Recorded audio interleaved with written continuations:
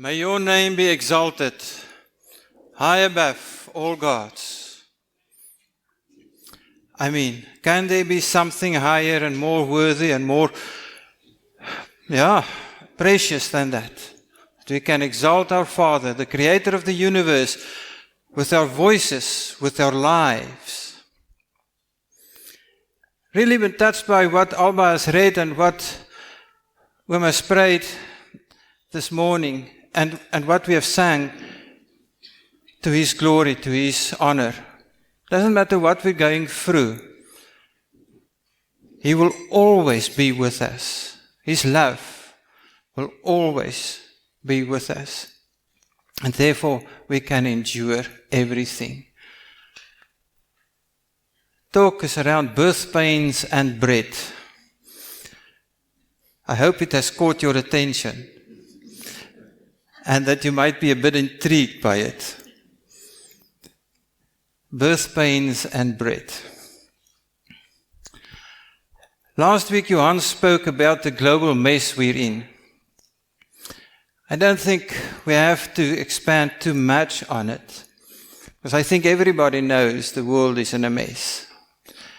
And there are reasons why it is in a mess. It's because as humans has made a mess of it. You cannot blame anybody and anything else that the world is in a mess. And it has become extremely fragmented, extremely polarized. It's broken. Every facet of it is broken. The economy, the politics, social welfare, the environment, every single dimension of it is broken. And it's broken because of sin. I mean, there's no other reason. That's why it's broken. It's broken because of sin. So, I have tried to put together what would be sort of the main categories of sin that's weighing down on the world today. And I came up with 5. So I'm going to share some of the idols of our times. The 5 frogs. Because we will remember that when our Heavenly Father released our fathers out of Egypt, He sent the 10 plagues. But those plagues were very specific, dealing with idols. And hence that I'm calling it today's frogs, today's idols. And as we were singing, I will serve no other God. You're high above all other gods. So you're high above all frogs. You're the one that's above all those frogs, because you're the only one. And so I've identified 5 frogs. And if I say frogs, I'm not meaning specific physical paras. I'm meaning idols. And you may disagree with the 5 that I've identified. It's fine. And you may see, but would have liked to see it differently, or have different permutations and different connotations and have different things under it. But it wasn't an attempt to sort of try to understand what has led to why the world is so broken as it is today. So the first frog is the me God. Me, and me. And the characteristic is individualistic, self-centered, it's arrogance, it's entitlement. And with it, customization. Everything has to be customized to serve me. You can color code everything in your house to serve you.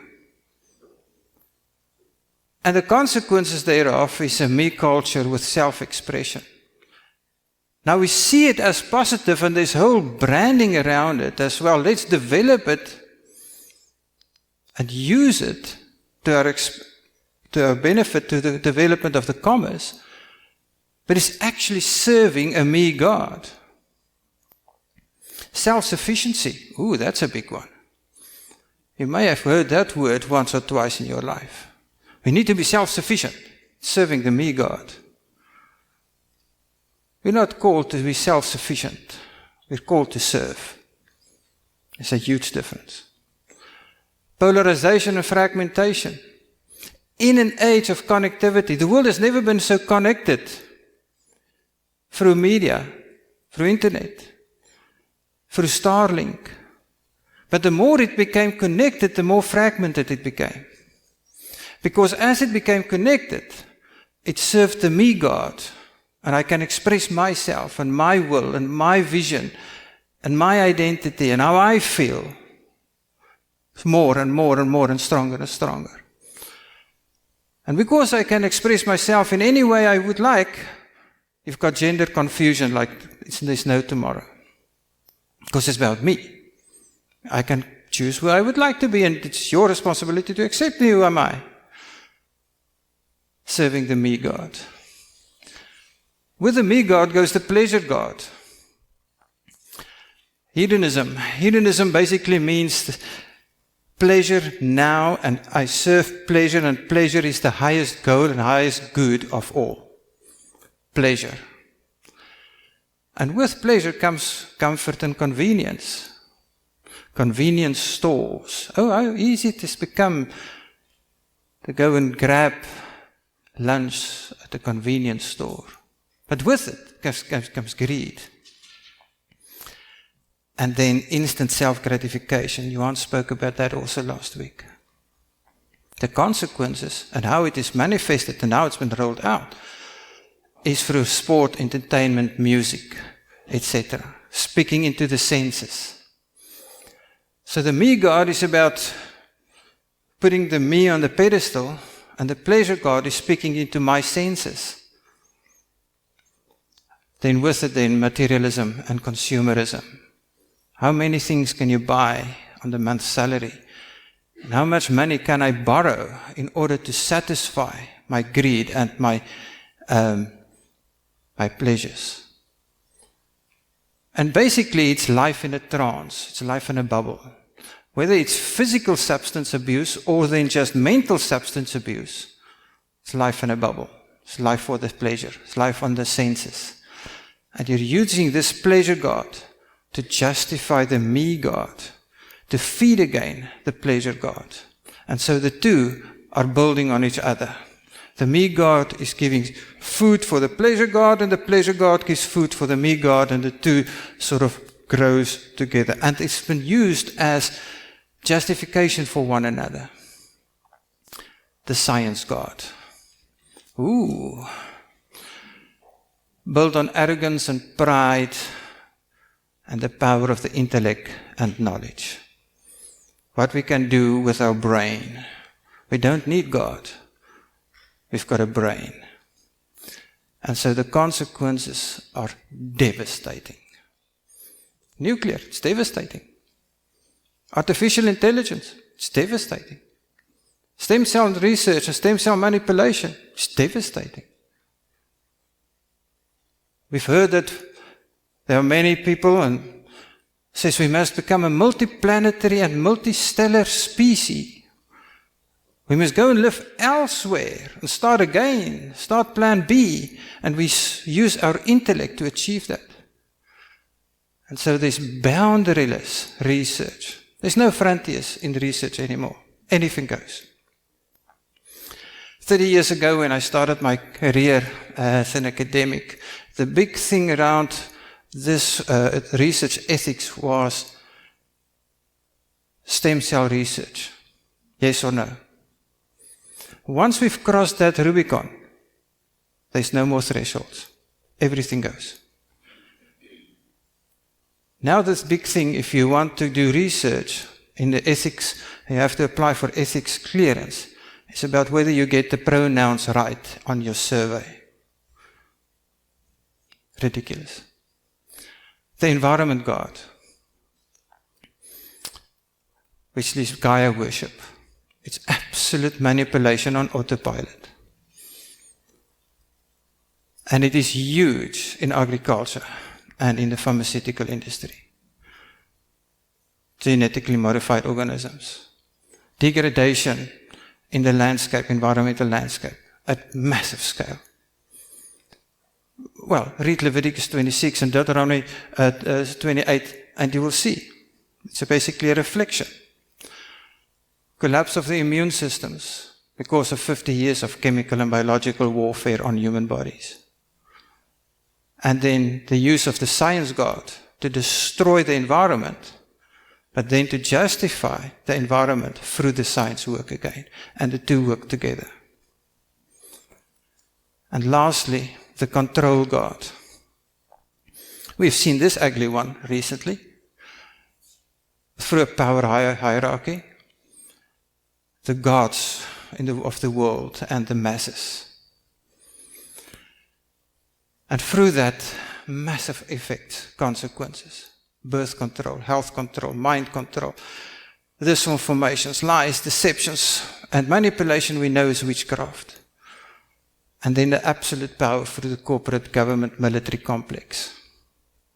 And these 5 gods, and there might be more, they probably may be many more, but I try to I can wrap my head around 5 things and say, well, these 5 things, the 5 frogs in the world at the moment. Big frogs. There are others as well.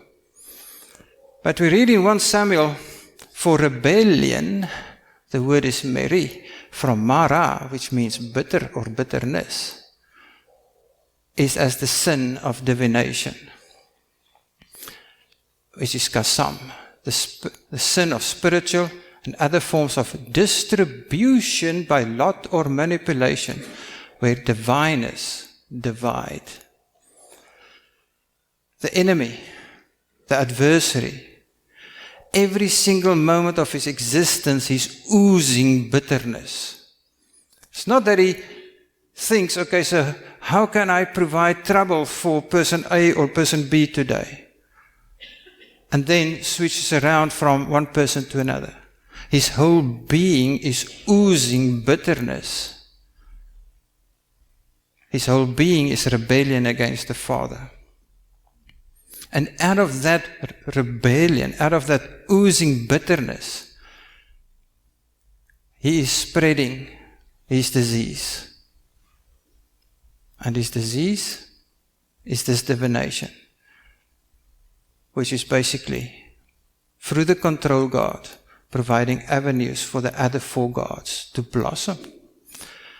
And the result, the world is in peril. Absolute peril. So because now the world has been heavily under the influence, pressed down, if you wish, by the sins of many generations.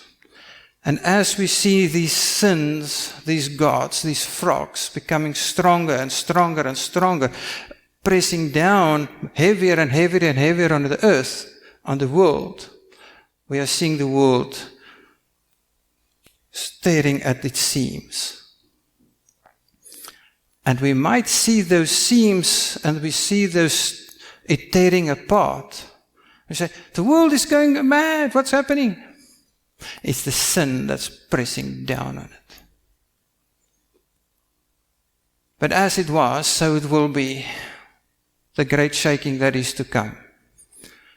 The great shaking that is to come is going to sort out these gods.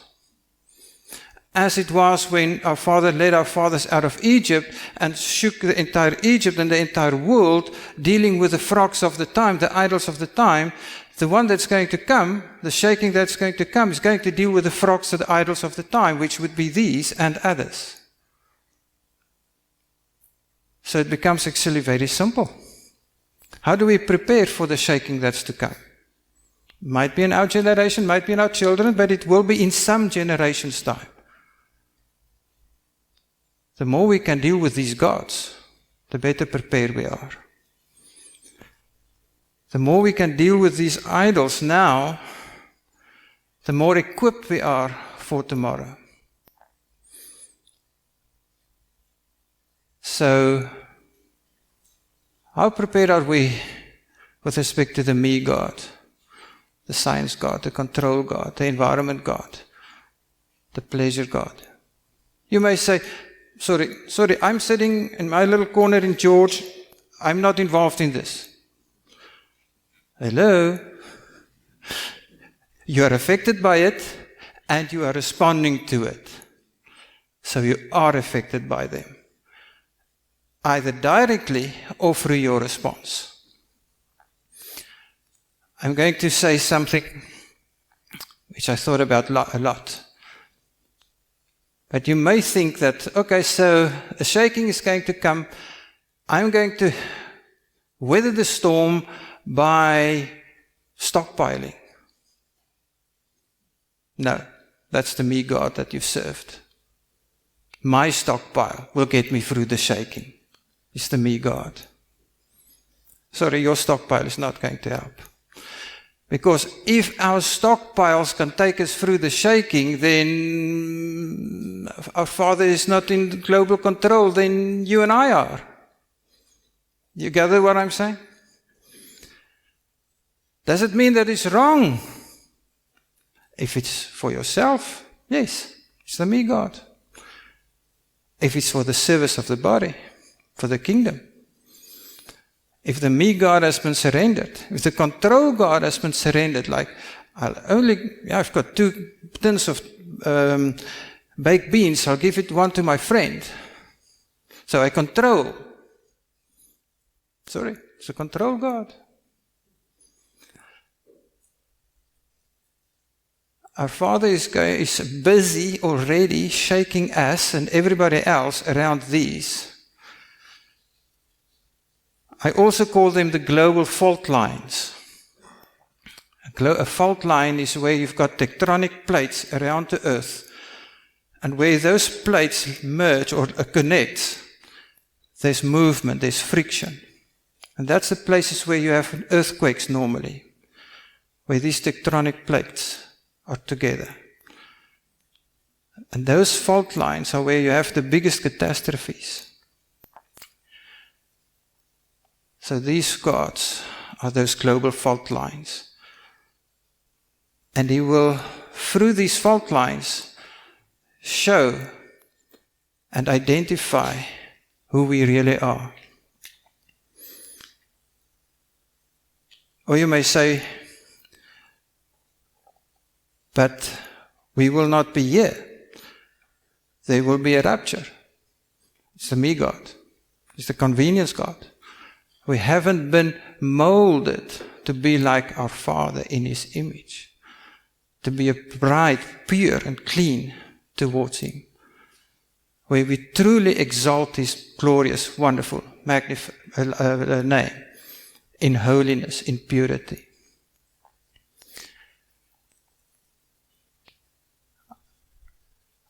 So where did things go wrong?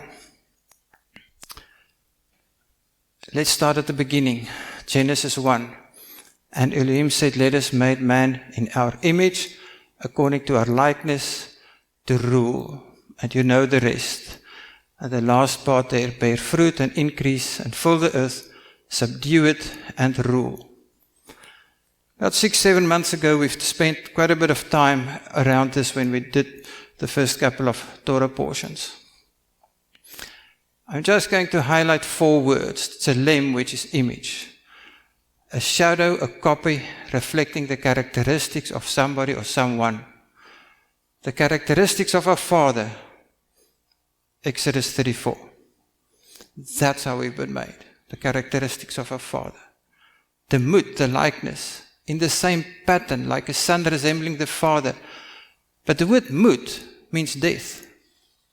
The dalet is a door, to go through the door of death. Who went through the door of death for us? Our Messiah. To be like our Messiah, to go through the door of death for somebody else. To lay down your life to gain life, as did the life giver. So in Genesis 1, He spoke about death long before sin, long before death happened. The concept of death was established. And He said, but I'm making you in my likeness so that you will go through the door of death in service to others. There's no me God there. It's the God there. And in service to Him. Rule, Radah, to kindly rule as king priest with care and fairness, resembling a good shepherd who sees, Rada, Ru'i, Ra'a, one who can seize with insight how to rule. Not rule through a control God rule. Rule as a servant rule, who can see with insight, fairness, as a king priest. And subdue, kabash, to preserve and to turn around that which leads to death and destruction, so that the fruit can lead to his life, filling the earth with his life-preserving attributes, fighting against that which leads to death. How did we distort that word? Again, Genesis 1, the concept of death, long before it existed. And he has said, you must fight against that which leads to death. It's in that context that we must read the word subdue.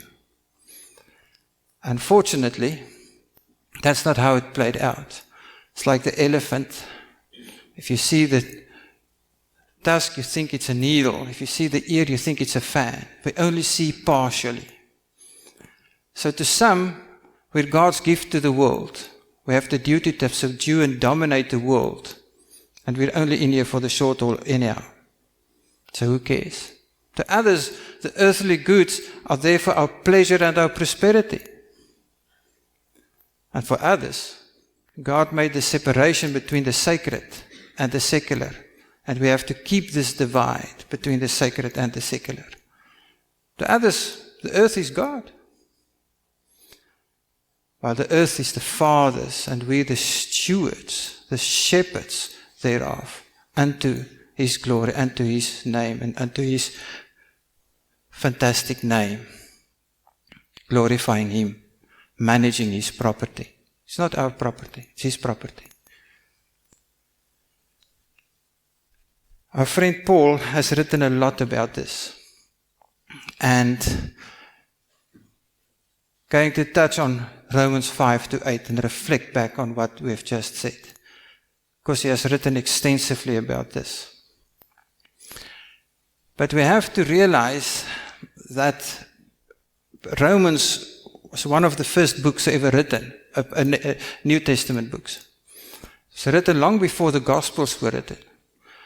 So he hasn't had Mark, Luke, Matthew and John at his disposal, because it was not written yet.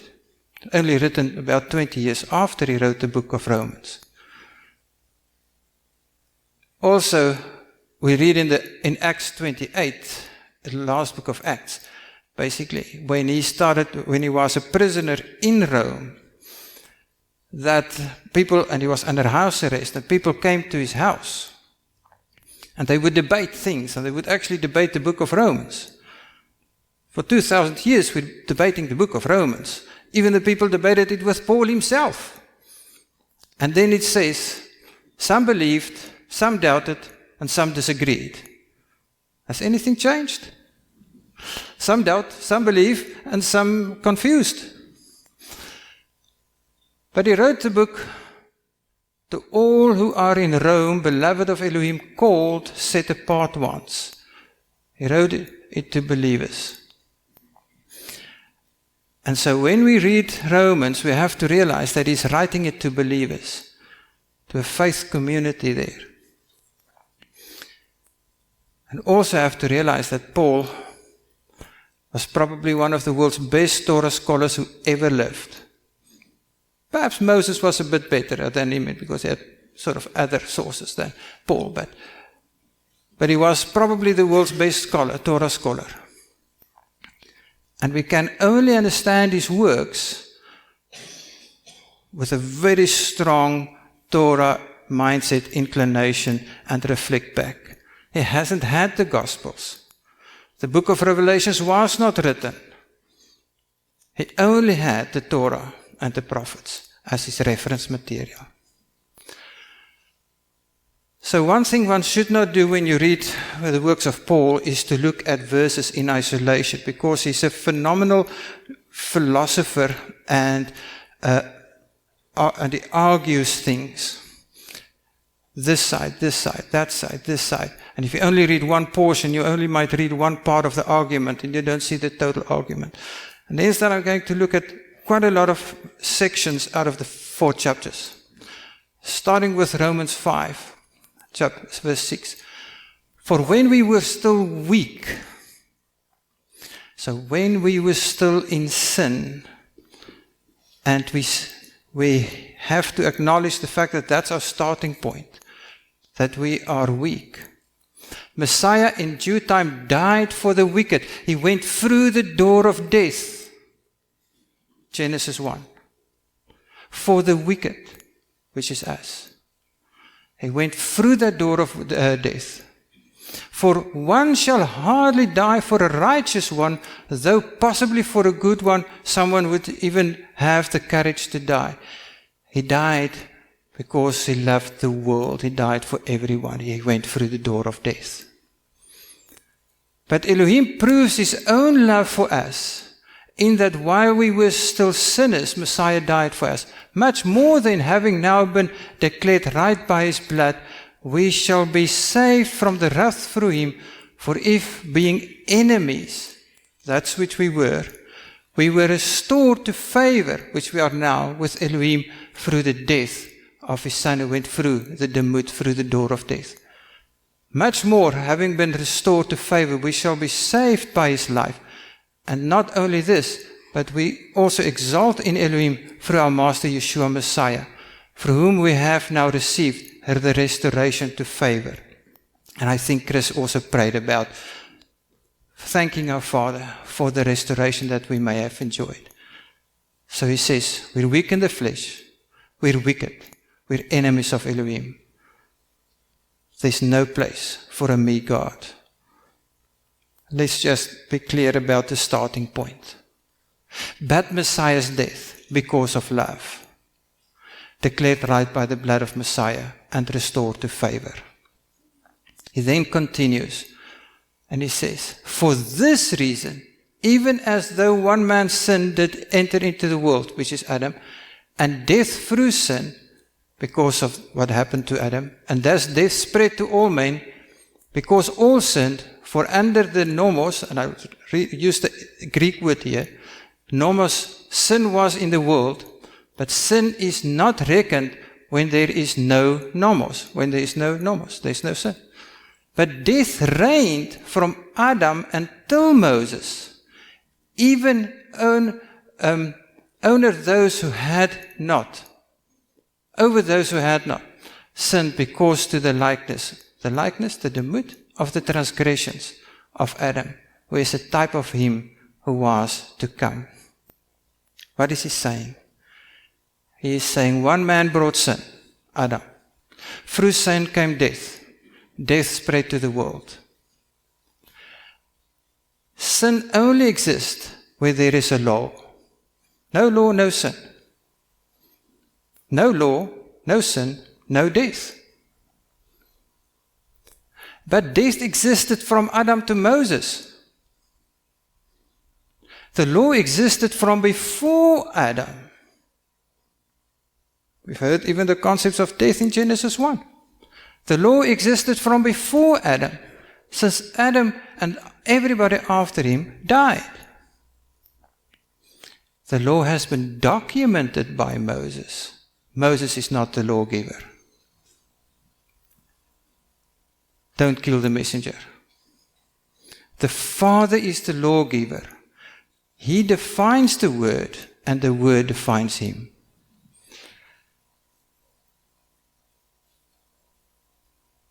We can so clearly see the picture of Genesis 1 in what Paul is writing here. And we have to change our vocabulary, not to talk about the law of Moses. It's not his law. It's our Father's law. It's not the law of Moses. It's our Father's law, and it defines who he is. There can only be death if there's sin. There can only be sin if there's a law. And there can only be, and then if there's a law, there has to be a lawgiver. And it is definitely not Moses.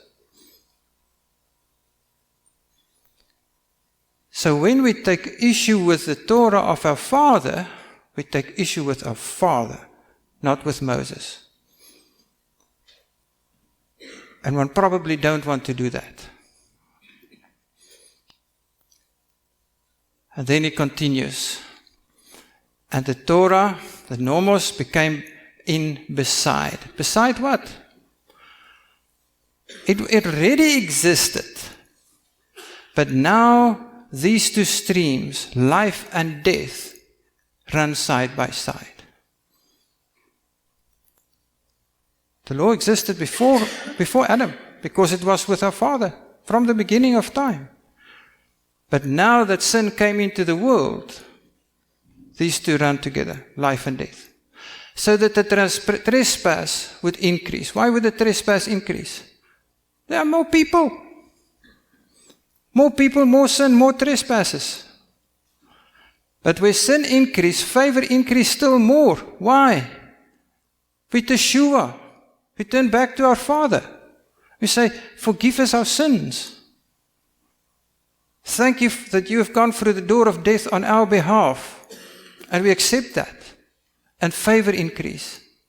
So that as sin did reign in death, even so favor might reign through the righteousness to everlasting life through Yeshua Messiah our Master. What then shall we say? Shall we continue to sin? To let favor increase? Crazy? Are you totally crazy? Let it be not. How shall we who die to sin still live in it? And then a couple of verses out of in chapter 6 that continues. What then shall we say? Sin because we are not under nomos, under the law, but under favor? Let it be not. What does it mean to say you're under that? Under the curse of death as described by the Torah. Because the curse of death is no longer hold over us, but favor through Messiah is our inheritance. For the wages of sin is death, but the favorable gift of Elohim is everlasting life in Messiah Yeshua our Master. Leading into chapter 7. What then shall we say? Is the nomos sin? How can the nomos be sin? How can the law be sin? Let it be not. However, I did not know sin except through the Torah, through the nomos. I only came to know what is it, what is right and what is wrong by studying it. Now that I'm studying it, I can say, oh, that's wrong and that's right. Oh, murder is wrong. Fornication is wrong. I know that now because I'm studying the law. So how can the law then be sin? It only reveals sin to me. And then the last couple of verses out of Romans 7. For the good that I wish to do, I do not do. Paul is complaining. Have we ever have that same complaint? I do want to do all these good things, but we're in good company. We're in company of Paul. For the good that I wish to do, I do not do. So what would that good be? But the evil I do not wish to do, this I practice.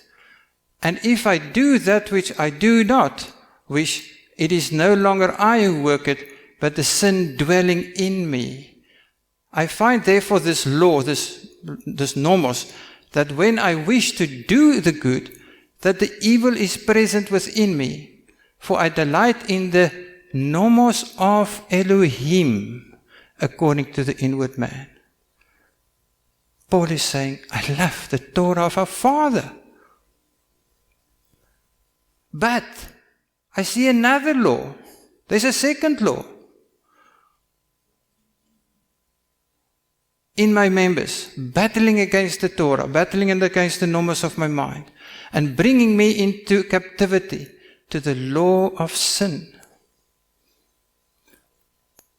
The Torah is good, because it leads to life. The Torah of sin leads to death. So the law of sin, leads to death. And there's conflict, which is in my members. Wretched man that I am, who shall deliver me from this body of death? Thanks to Elohim for Yeshua our Messiah. So then, with my mind, I myself truly serve the Torah of Elohim, the nomos of Elohim, but with the flesh, the law of sin.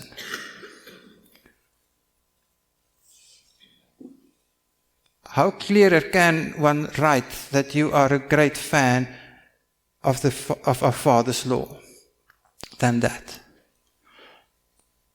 And that you really wish to be able to do that and to obey it. But there's the struggle. So there's this law of the flesh. What's the law of the flesh? It's the spirit of the beast. It's the animal spirit. So you've got the animal spirit and the spirit, the Ruach of our Father, battling it out. The Ruach of our Father runs through the Torah that He has given us, His precepts. But the animal spirit runs to the law of death. And then he goes into this verse that we all know in chapter 8. There is then now no condemnation to those who are in Messiah Yeshua, who don't walk according to the flesh, following after the animal spirit, but according to the Ruach, which is one with the Torah of our Father. If we only read that verse, and doesn't take the argument from chapter 5 on, you get a complete different picture. Because from chapter 5, he has made this argument for the law of our Father. He said, but you cannot separate the law of our Father from our Father because it's who He is. And by the way, death existed long before Moses. So don't kill the messenger, don't blame Moses. It's part of who our Father is. But I've got this struggle in me between what I want to do, following after the Ruach, who will lead me according to the Torah of our Father, and the animal spirit, spirit of the flesh, that will take me away. For the Torah, the nomos of the spirit of the life in Messiah Yeshua, has set me free from this law of sin, of death. I have to follow it actively, but then I have to know it. For the Torah, the nomos being powerless in that it was weak through the flesh, Elohim having His own Son in the likeness of flesh of sin, and concerning sin, condemned sin in the flesh, so that the righteous of the Torah, the nomos, should be completed in us, who do not walk according to the flesh, but according to the Spirit. So we seek in our full being to walk according to the will of our Father. For those who have according to the flesh set their minds on the matters of the flesh, but those who live according to the Spirit, the matters of the Spirit, which is according to the will of our Father, which is then the law of our Father. These are big issues, but they're very important issues. Because if we don't grapple with them, we might be stuck with a couple of those frogs in the cupboard. And then when the shaking comes, it's going to shake those things. But the more we can deal with them in advance, the more prepared we are. So what is he saying? He says the law of sin and death.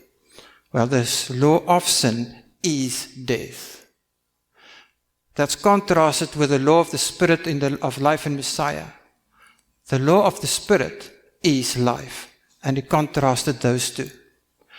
The second way I contrasted two things, because it's in this dialogue. For the mind of the flesh is death, the animal spirit.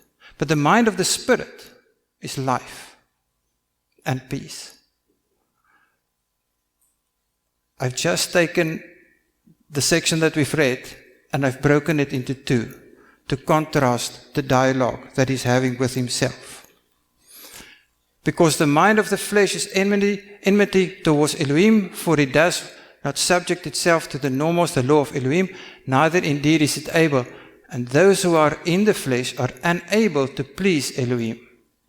That's the one side of the argument. The other side of the argument is, you are not in the flesh, but in the Spirit, if indeed the Spirit of Elohim dwells in you, and if anyone does not have the Spirit of Messiah, this one is not his. Quite clear. And then, so then, brothers, we are not debtors to the flesh, to live according to the flesh or according to the animal spirit. For if you live according to the flesh, you are going to die. But if the Spirit you put to death, the deeds of the body, you shall live. For as many as are led by the Spirit of Elohim, these are the sons of Elohim. And can the Spirit of Elohim lead us anywhere else than where His Word is telling us to go? Obviously not. So His Word and His Spirit leads us forward. Wait a minute. What do we celebrate next week? Shavuot. The giving of His Spirit and His Word. And these lead us forward. That's the equipment. How do we prepare for the shaking to come? With a Shavuot mindset. Constantly. The Spirit will lead us in the way of His Word, and His Word according to the Spirit, and that unto life. But there's this battle with the animal spirit. But the animal spirit has got its characters, has got its frogs. And we can call them frogs. And as we then deal with those frogs, we are dealing with the animal spirit in us.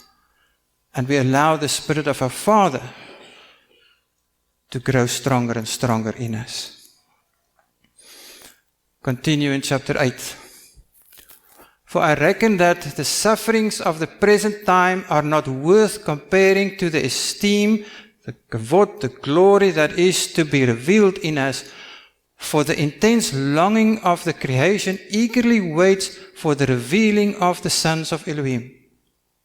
For the creation was subjected to its futility, not from choice, but because of Him who subjected it in anticipation, that the creation itself also shall be delivered from the bondage to corruption and to the esteemed freedom of the children of Elohim. For we know that all the creation groans together and suffers the pains of childbirth. Childbirth, birth pains and bread. Now that's the birth pains part. The bread comes later. So the weight of sin on the world is causing the entire world to go through birth pains. But what happens after birth pains? A birth. So what he is saying, I reckon that the sufferings of the present times, the birth pains of the present time, are not worth comparing to the esteem of what is to be revealed, in terms of what is to be born. And the entire creation is eagerly waiting for that.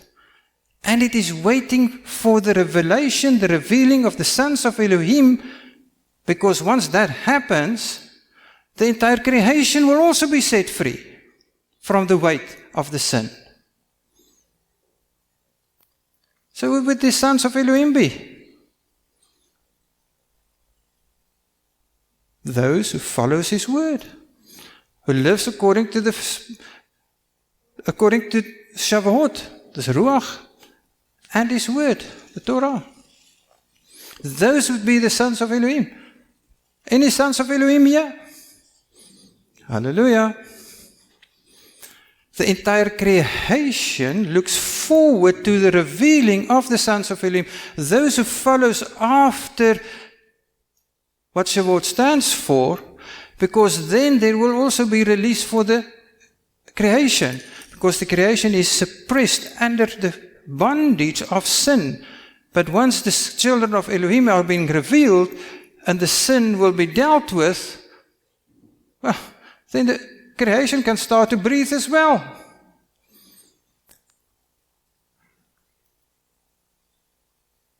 Isn't that something to look forward? And that's why Paul is saying, look, this present sufferings are nothing compared to what is coming. Let's continue reading. Genesis 3, to the woman is said, greatly increase your sorrow and your conception, bring forth children in pain. There are two things. There's the sorrow in conception, but then there's also the birth pain. We spoke about those two aspects in the past. But why did Father say that there will be birth pains? It's a consequence of sin. Romans 8. For we know that all the creation groans together and suffers pains of childbirth until now. Matthew 24. For nations shall rise against nations and reign against reign, and there shall be sacrifice, scarcities of food, and deadly pestilence, and earthquakes in places. And all these are the beginning of the birth pains. They're talking about the same thing. Those shakings are birth pains. Each birth pain, a reminder of sin and the law of sin and death. Each birth pain is a prophecy of a birth, of something new. Because what's the first prophecy in the Word? What's the first prophecy in the entire Bible? His seed shall crush your head. The first prophecy. So the first prophecy deals with the birth of Messiah. So each birth pain, a reminder of sin, a prophecy of the law of the Spirit of life in Messiah. Each earthquake, each shaking, each pestilence, a reminder of sin, a prophecy of a renewed earth, that there's a birth coming.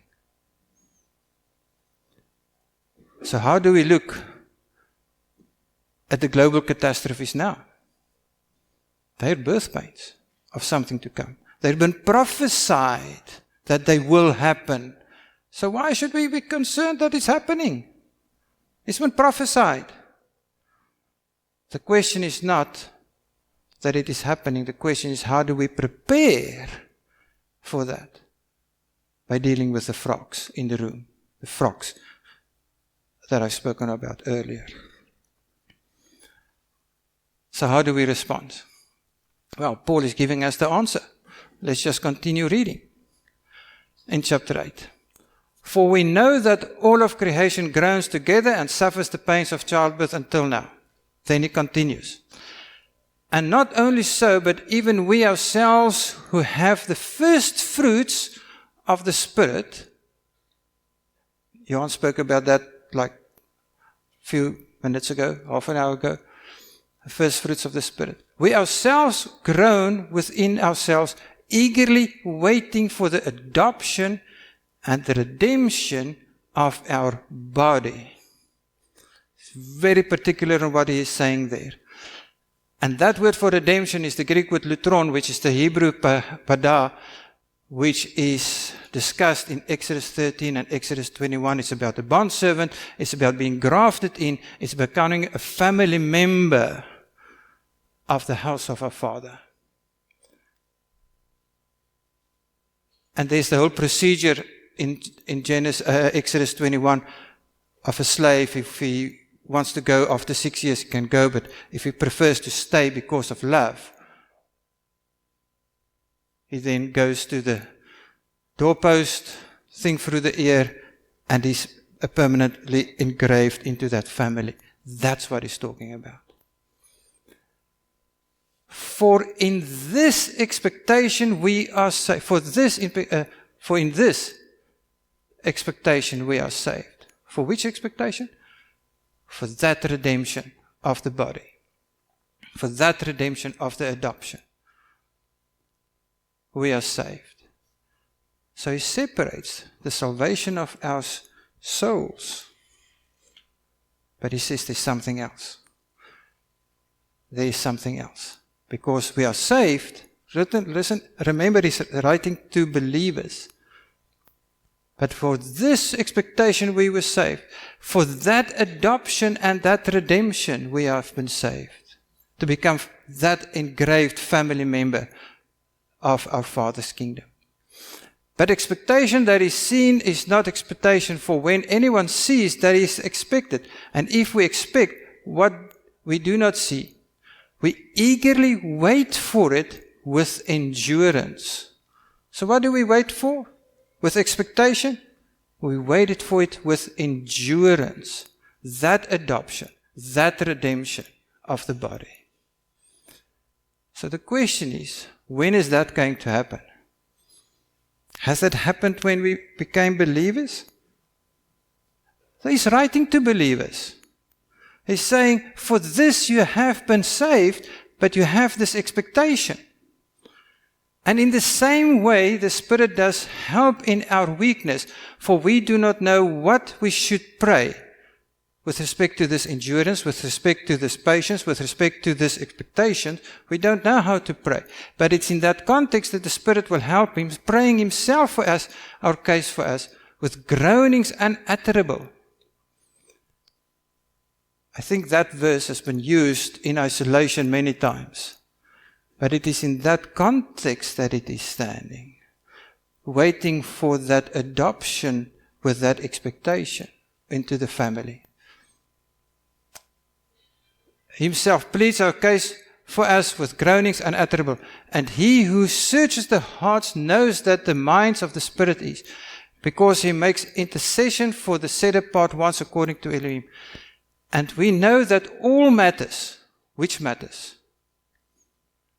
My prosperity?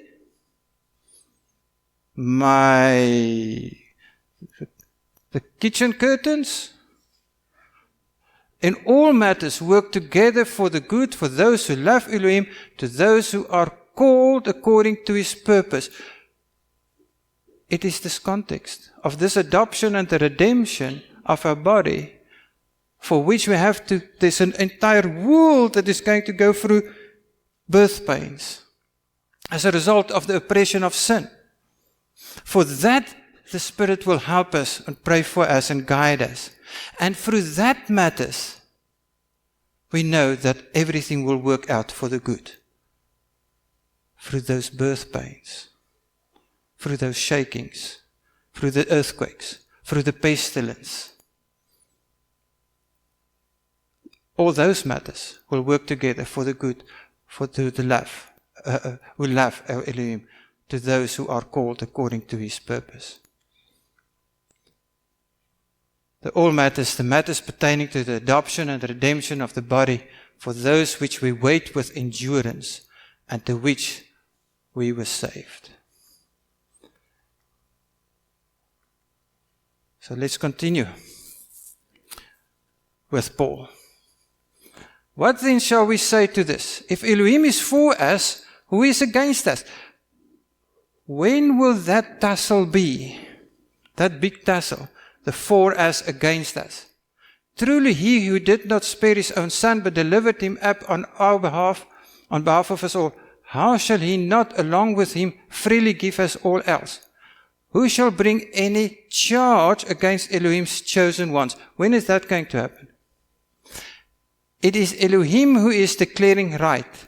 When is that going to happen? Who is he who is condemning?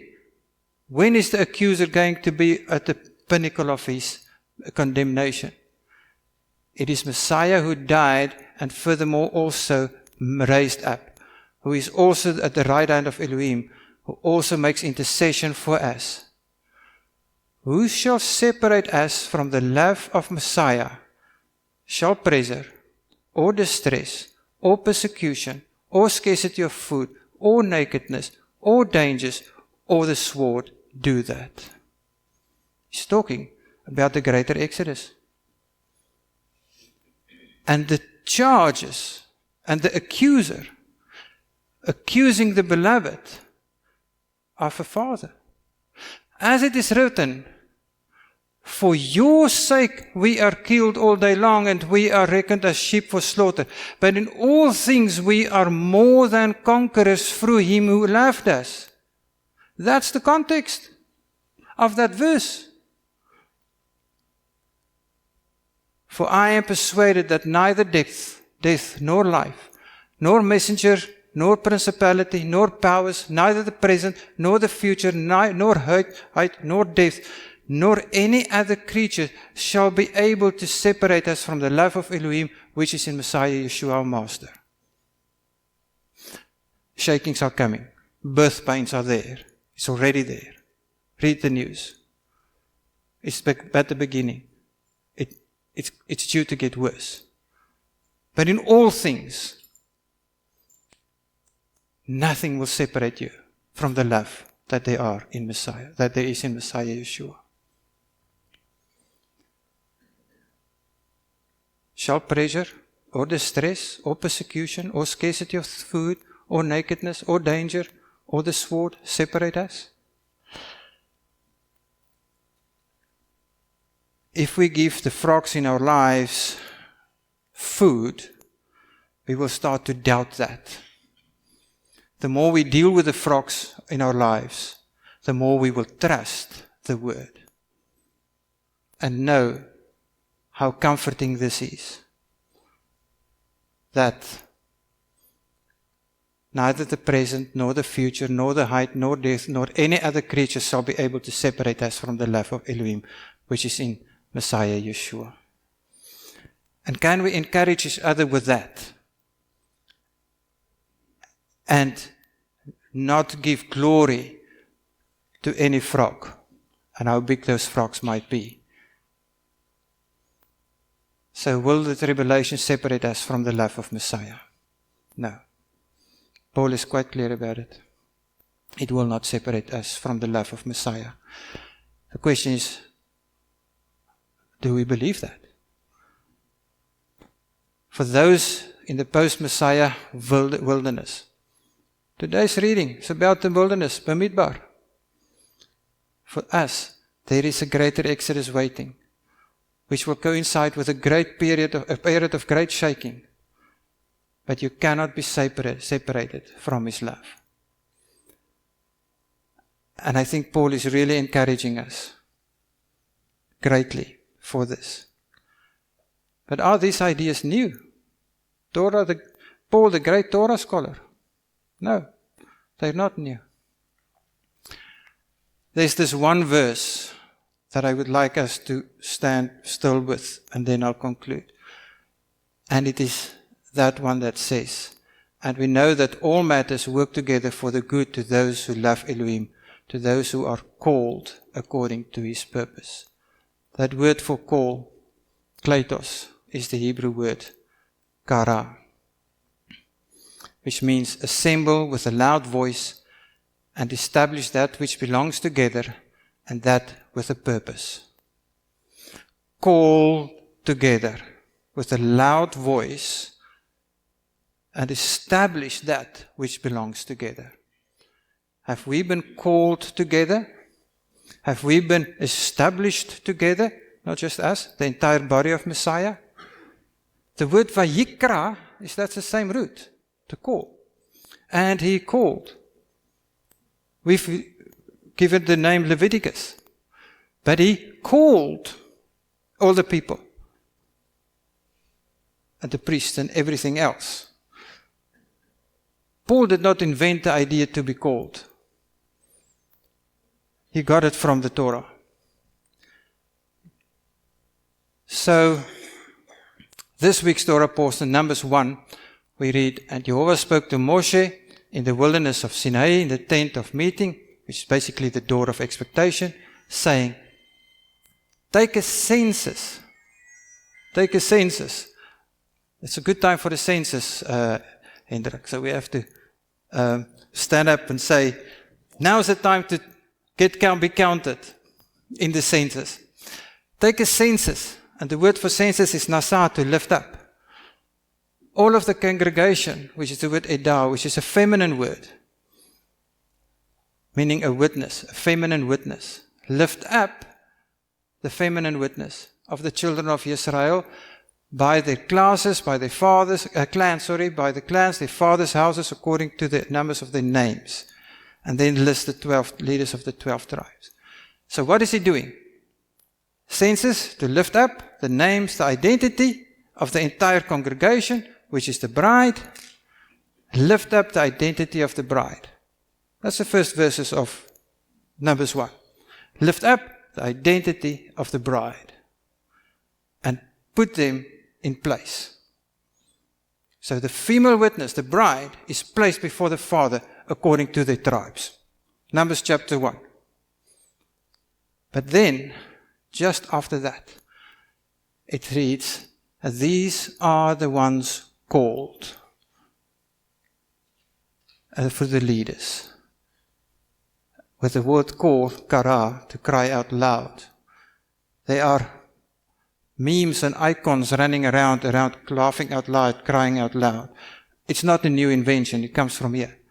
To cry out loud, to be commissioned, to be appointed. But that came from Genesis 1 verse 5.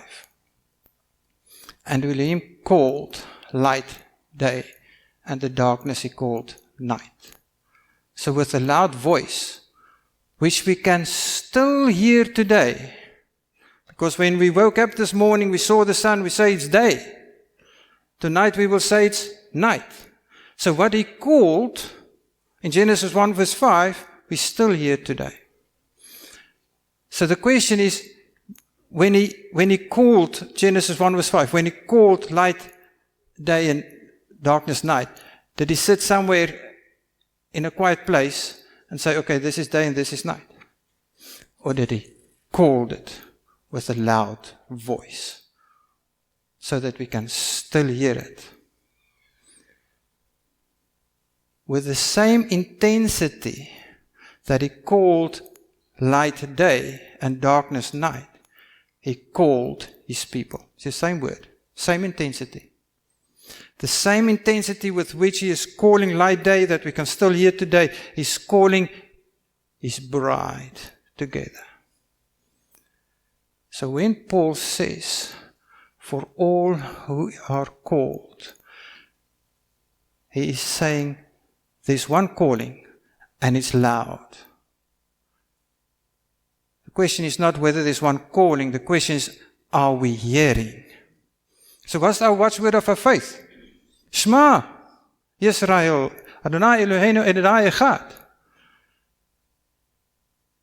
And once we have shma'd, what do we say? Hineni, here am I. So what are we hearing? One calling says, come. I am Jehovah Elohim. I am the Creator. I'm the one calling. It still happens that we hear him today speaking. And another one that says, Ashma.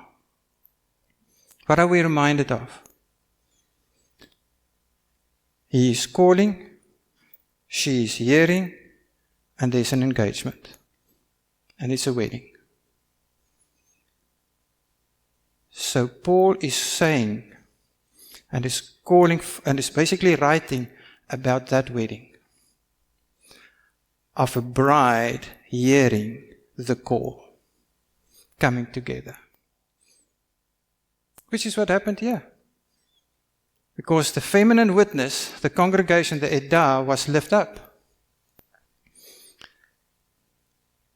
So we all are part of the edah, the feminine witness, the bride of our Messiah. He is calling from creation start to we hear. Does the world hear?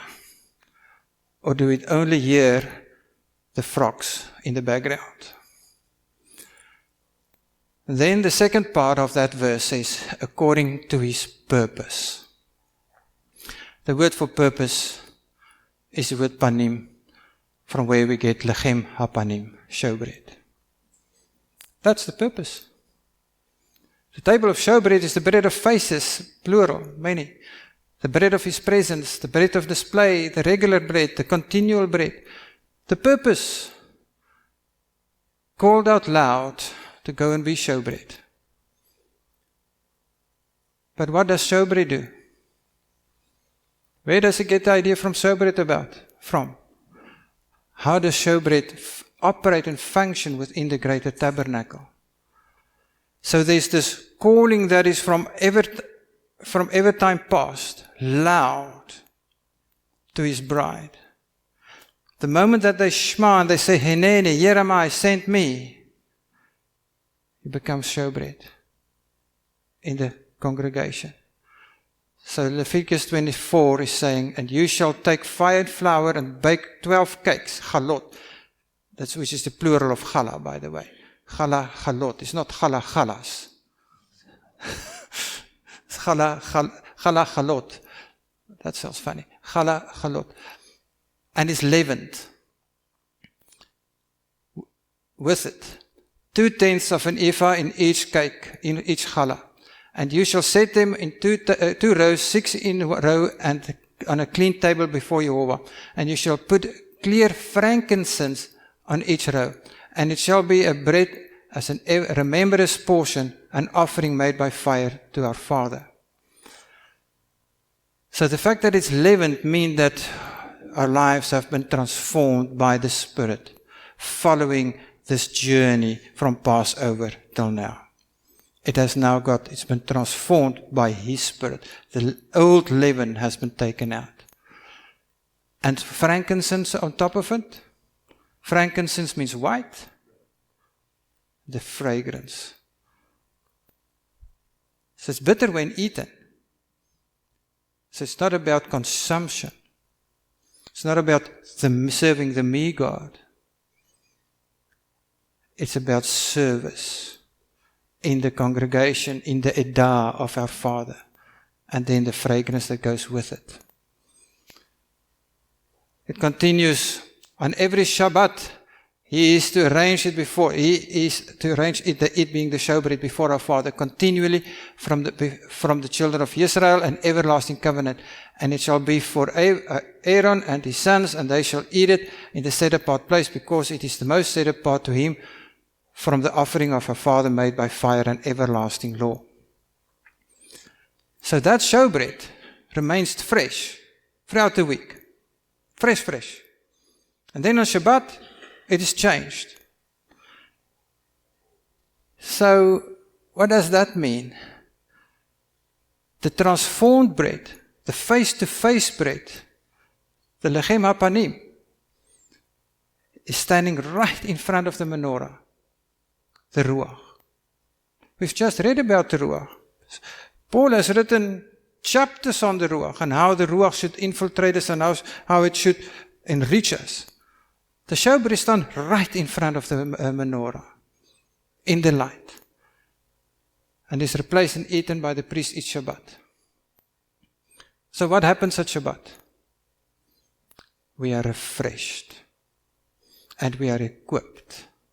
It's a meeting place of our Father to go out tomorrow and the day thereafter to be fresh showbread again to a people, and to be His voice to them in answer.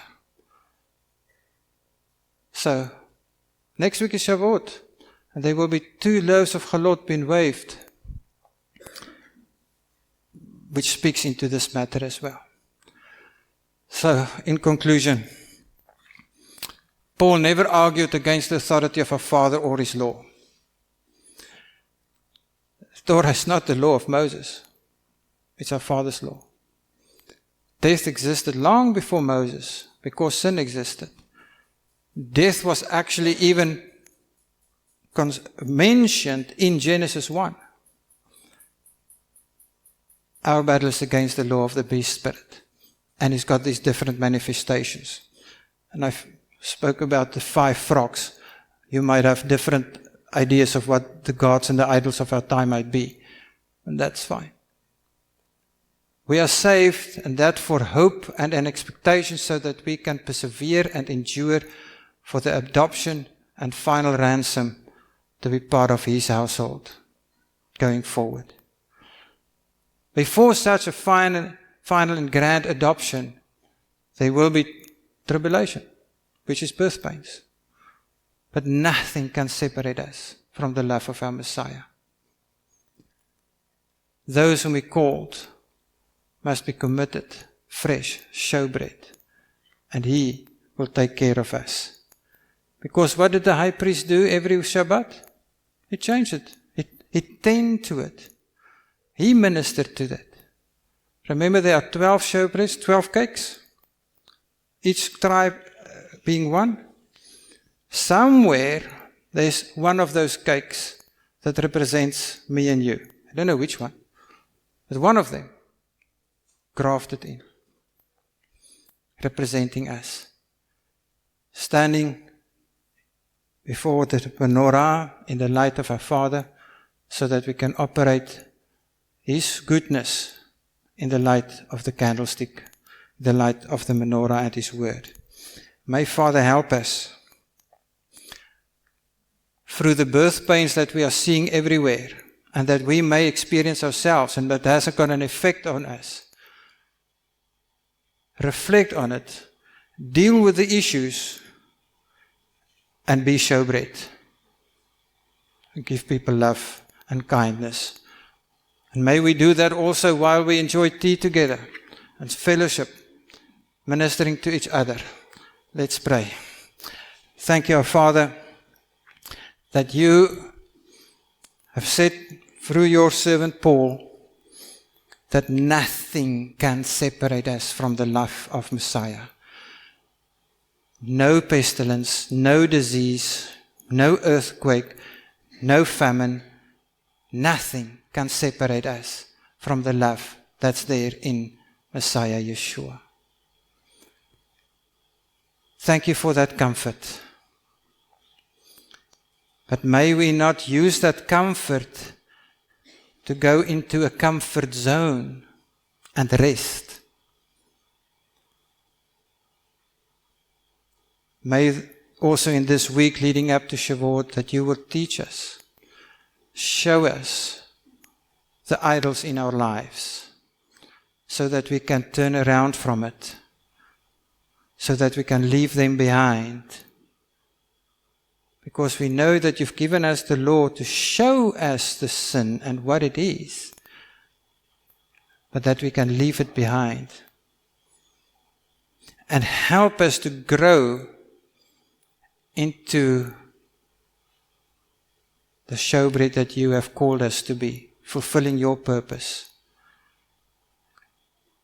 Spreading a fresh fragrance of nourishment to everybody around us.